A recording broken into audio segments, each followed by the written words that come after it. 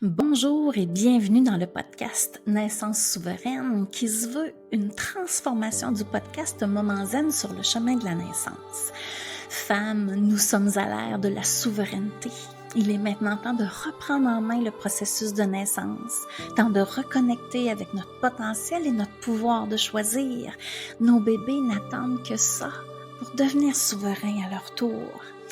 Il est maintenant temps d'assumer tes réels désirs de naissance avec toute ta capacité à accueillir ce qui est durant ce chemin de naissance.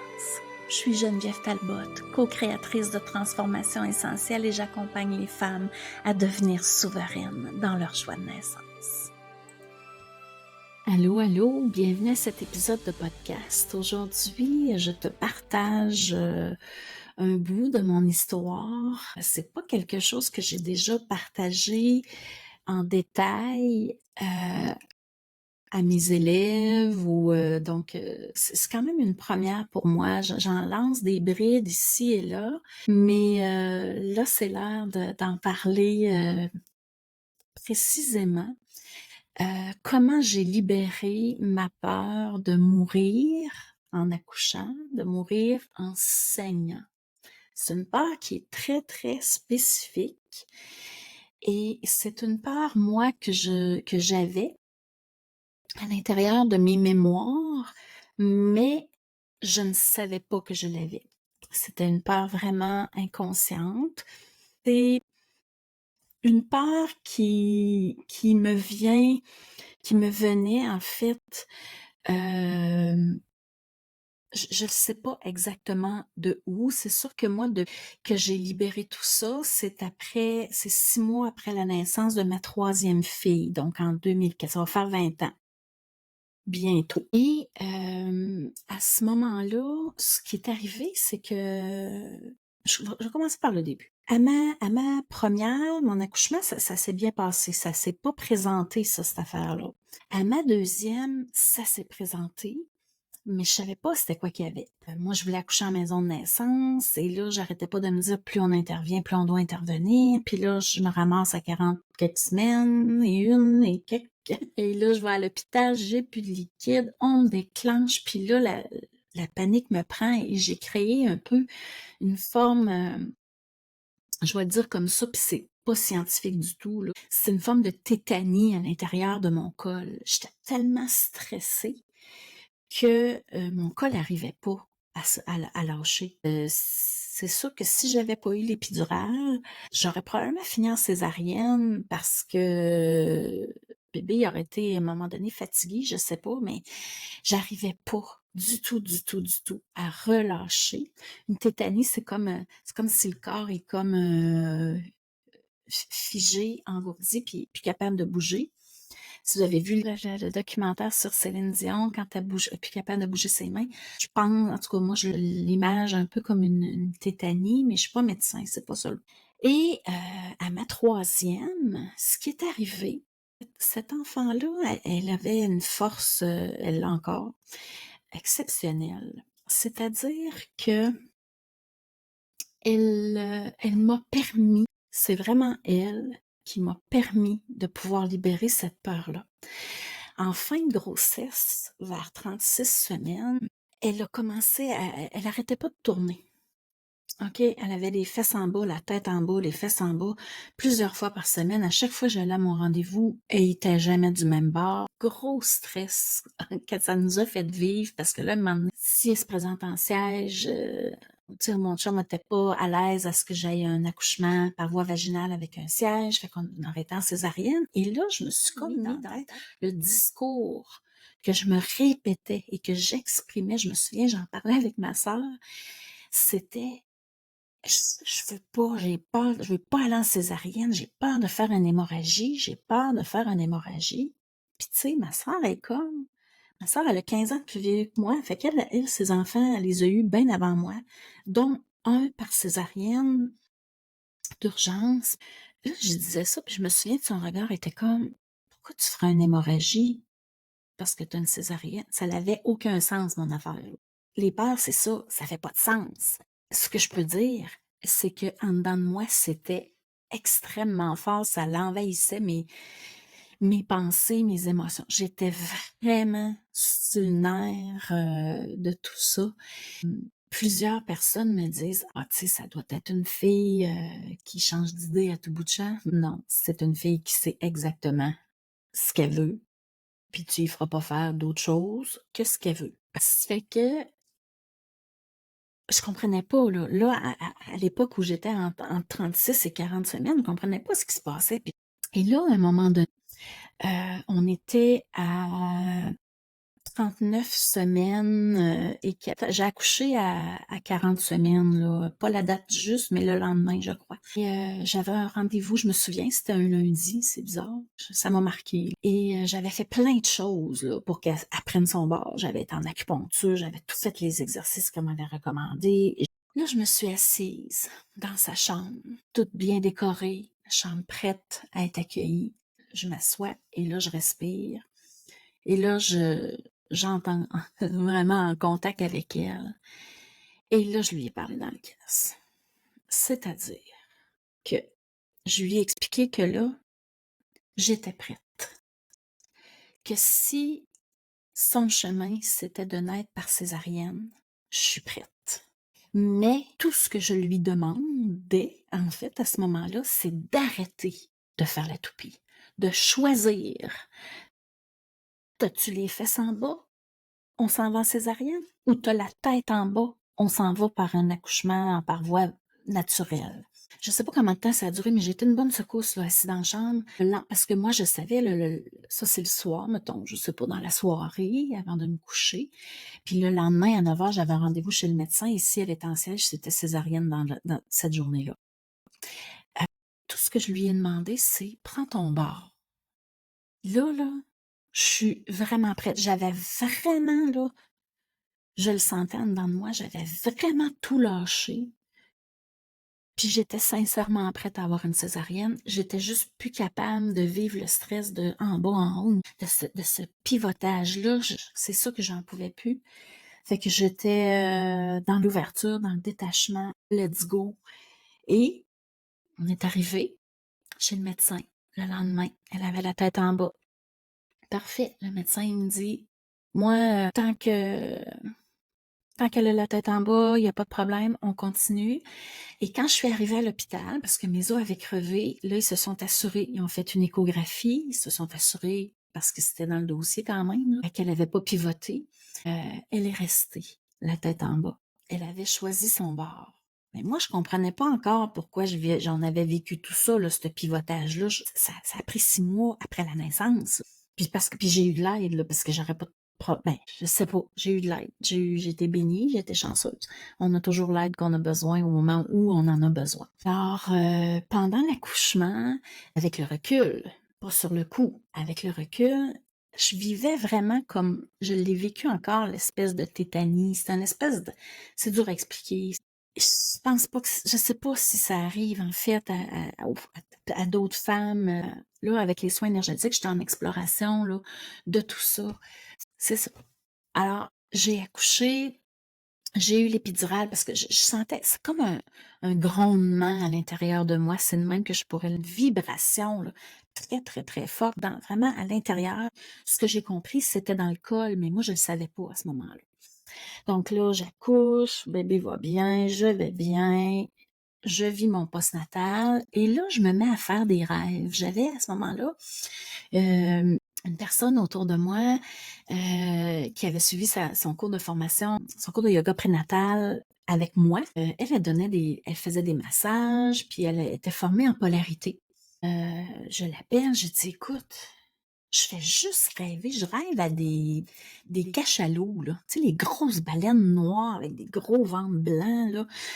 Tu sais, les baleines étaient vraiment dans le fond de la mer. C'était vraiment particulier. C'était pas épeurant, c'était pas...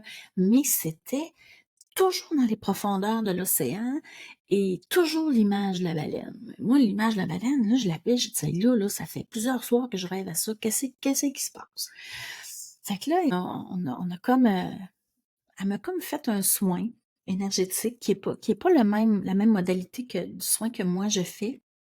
qui est plus un soin qu'on appelle en polarité. Puis elle m'a massé, puis tu sais, elle dit: «Il y a quelque chose qui veut se libérer dans tes profondeurs», mais tu sais, c'est vague, là. Ouais, je le sais pas. Le lendemain, écoute bien ça, j'étais en congé de maternité, fait que j'étais avec ma fille à la maison.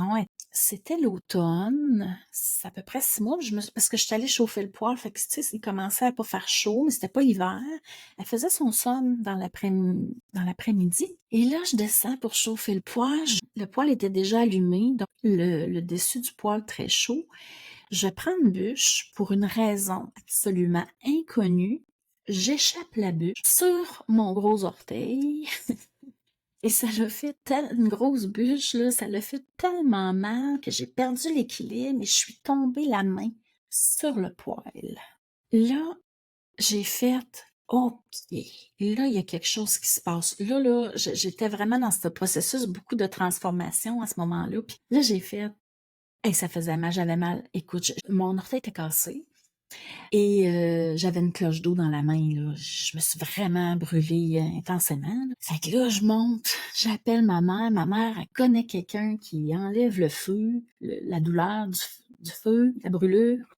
Puis là, à un moment donné, j'avais mon téléphone dans la main et mes mains se mettent à tétaniser. Mais ça, je le savais pas à ce moment-là. Mais là, je sais que c'est ça, la tétanie, parce que je l'ai expérimenté, je l'ai appris dernièrement, là, dans les dernières années, avec ma formation Essence du souffle. C'est qu'à un moment donné, il y a une libération qui se fait, puis il y a un moment de tétanie, puis après ça, quand ça se libère, ben, c'est la charge énergétique qui sort. Mais moi, j'étais pas au courant de ça, là. Et là, mes mains, c'est sûr que si tu veux voir ça, tu vas le voir plus sur YouTube, mais je vais t'expliquer. Mes mains étaient repliées comme si le bout de mes doigts voulait aller toucher l'intérieur de mes avant-bras. Il était plié, le poignet cassé, là, vraiment vers l'intérieur. Puis là, essaye d'ouvrir les mains. Oublie ça. Ça veut pas, là. Je dis à maman, je dis là, je sais pas ce qu'il y a, là, mais j'étais plus capable de tenir le téléphone. Je dis, je te rappelle. Et là, pas capable d'ouvrir mes mains. Je capotais. J'étais toute seule avec ma fille qui dormait. Et là, je me disais, mon Dieu, je suis en train de paralyser. Je comprenais pas ce qui se passait. Pas en tout, pas en tout, pas en tout. Elle se réveille. Là, j'ai dit, je serais même pas capable de la prendre dans son lit. Non, non. Je dis, oh mon Dieu. Fait que là, je m'en vais dans sa chambre parce que là, elle commençait à m'appeler un peu plus fort. Elle était assise dans son lit avec sa doudou. Puis là, elle me regarde, puis elle était full de bonne humeur. Tu sais, elle se réveillait. Fait qu'elle était, elle chantonnait, puis tout ça. Là, j'étais pas capable de la prendre. Puis c'était tellement fort. Et là, j'ai un flash. Cette force-là, c'était le même grondement que je ressentais quand j'ai accouché, que je ressentais dans mon col. Là, j'ai flashé, j'ai dit: «Oh my God, c'est ça qu'il faut que je libère» et là, ce que je me suis mis à faire, parce que là, je suis allée dans l'instinct, là, parce que c'est tout ce qui me restait, je vais être franche.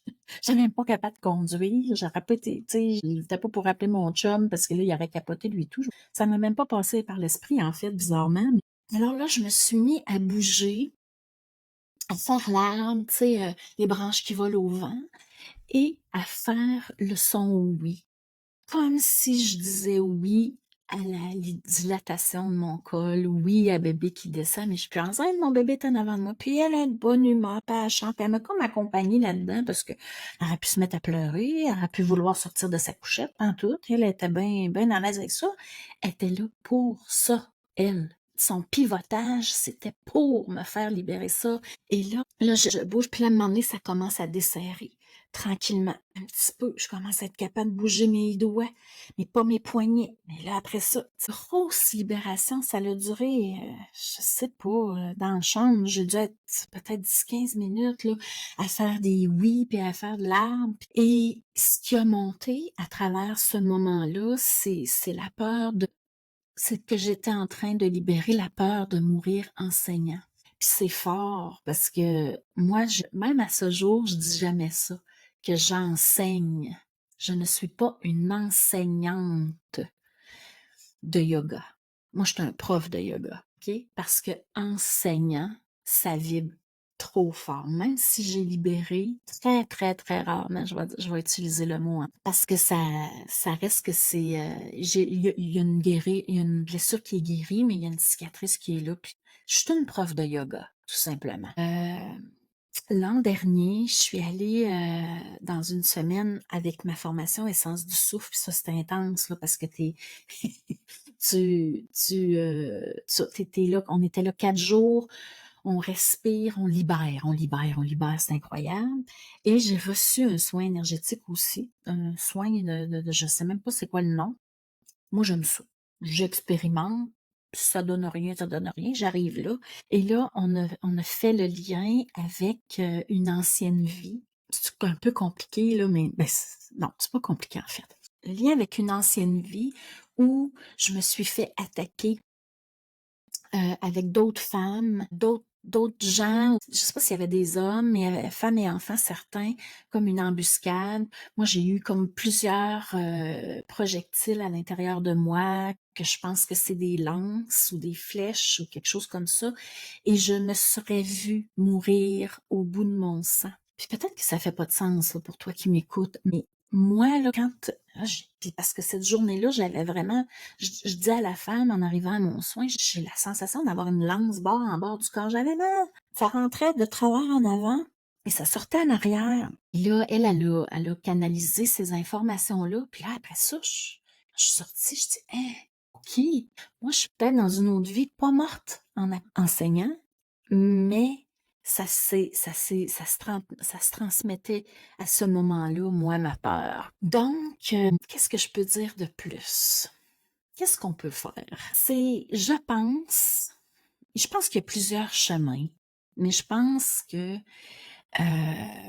les soins énergétiques, j'ai le goût de te dire, quels qu'ils soient, tu sais, les 2 soins que je te parle, polarité puis l'autre dame, je pense qu'elle a même pas de formation, elle y va avec son senti, mais ça a été tellement puissant. Moi, j'en suis pas revenue encore, là.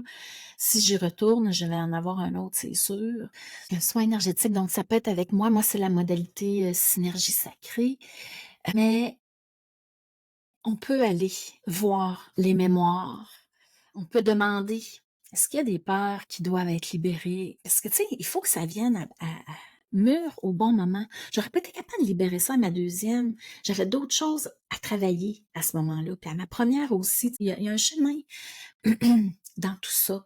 Mais si tu sens l'appel, on va dire ça de même, d'explorer ça, ben, il peut y avoir des soins. La modalité essence du souffle est exceptionnelle pour ça parce que tout est imprimé dans notre corps. À quelque part, je le savais pas, mais c'est un peu une décharge essence du souffle, là. C'était de la respiration consciente somatique que j'ai faite, mais je savais pas ce que je faisais parce que je suis allée instinctivement, je faisais des sons. Inspire, son oui, on bouge, on mouvement organique avec ma petite puce qui chantait dans sa couchette. Donc, on peut les explorer, les peurs par rapport à ça. Ça peut être l'exploration des peurs conscientes. Puis c'est fou, hein, parce qu'il y a cet hiver, il y a 2 femmes à qui j'ai parlé, qui me disaient: «Hey, moi, depuis que je suis enfant, j'ai peur d'accoucher. J'ai peur d'accoucher». Dont une, en fait, les 2 avaient des problèmes de sang. Je sais pas si ça a un lien, je les ai pas vues en soins énergétiques, bref, c'est OK. Voilà, si tu as le goût d'explorer, on peut le faire ensemble, tu peux le faire avec quelqu'un d'autre. L'important, la priorité, c'est que tu aies confiance, que tu te sentes en sécurité et que tu explores à ton rythme à toi, au moment où tu es prête. Si tu entends ça, c'est pas pour rien. Tu pas là par hasard dans cet épisode-là. Puis des fois, moi, là, je sais, je me connais, l'idée a besoin de faire son chemin à l'intérieur de moi, puis me donné, OK, là, je suis prête. Et juste pour finir, je suis en train d'oublier ça. Là, j'ai eu un autre enfant, moi, après ça. Puis c'est bien beau, tout ça, mais qu'est-ce qui me dit que je ne l'ai pas encore, cette peur-là, que je la sentais pas avant? Tu sais, moi, j'étais un peu Thomas. J'avais pas... Oui, j'ai vécu ça intensément. J'étais convaincue qu'il y avait une grosse partie qui était libérée, mais j'avais pas la conviction à 100% que c'était libéré à 100%. Puis c'est pour ça que mon fils, il arrêtait, tu sais, j'en parle souvent. Mon fils, quand j'étais enceinte, il me disait, aie confiance. Aie confiance. 0 plus 0, j'ai ressenti à mon 4e accouchement. Ça a été intense, là, quand même. Mais 0, j'ai ressenti cette espèce de vibration, comment est-ce qu'on dit ça? De vibration, engourdissement quasiment dans mon col ou d'espèce de forme de tétanie que j'ai ressenti dans mes mains, que j'ai ressenti à mes autres accouchements. Je l'ai pas senti. 0 pin bar. Et au lieu de prendre 12, 15, 14, 20 heures pour accoucher, 12, c'est même, ouais, un petit peu plus que ça, ma 3e, ça a pris 4h30. Je n'avais pas ce blocage-là, là, cette mémoire-là, elle est libérée. C'est à ce moment-là que j'ai eu la preuve, parce que le soir, avant d'aller accoucher de mon 4e, j'allais coucher à l'hôpital parce qu'il essayait un petit déclenchement là, avec une bande dans le col. Ça me tentait pas d'y aller, ça me tentait pas d'être déclenchée. Puis là, mon petit gars, il me disait, maman, confiance. Fait que je roulais là-dessus, vraiment, mais je le savais pas. Et je me suis abandonnée à cette confiance-là. Je me suis abandonnée au fait que mon fils, il fasse son chemin de naissance puisque ça irait bien. Là, je peux dire que je suis convaincue. Avant, je l'étais pas, mais j'espérais. Ça, c'est clair. J'avais l'espoir dans le piton. Donc, si ça t'interpelle, t'en sens le besoin, les liens sont tous dans les commentaires. Soit pour m'écrire ou prendre rendez-vous, connexion avec moi pour savoir, tu sais, c'est-tu un soin énergétique, c'est-tu essence du souffle qui serait le mieux, répondre à tes questionnements ou pour prendre rendez-vous.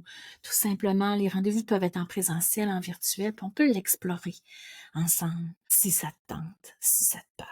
Alors, je te dis à bientôt pour un prochain épisode. Bye bye. Et n'oublie pas, tu peux te permettre de croire à une naissance souveraine parce que tout est déjà là en toi. Et avant de se quitter, je t'invite à consulter mon site internet genevièvetalbot.com pour y trouver des méditations, des stratégies gratuites pour que tu puisses gagner en confiance en ta capacité d'accoucher.